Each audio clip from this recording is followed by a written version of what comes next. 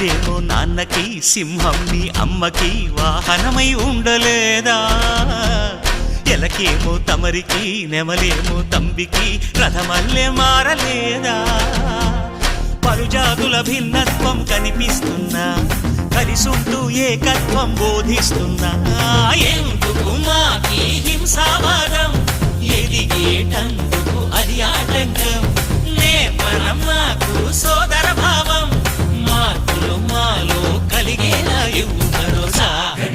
గం గణపతి గం గణపతి గం గణపతి. జై జై గణేశ, జై కొడత గణేశ, జయములిప్పు బొజ్జ గణేశ. హై హై గణేశ, అడిగేస్తా గణేశ, అభయమిప్పు బుజ్జి గణేశ.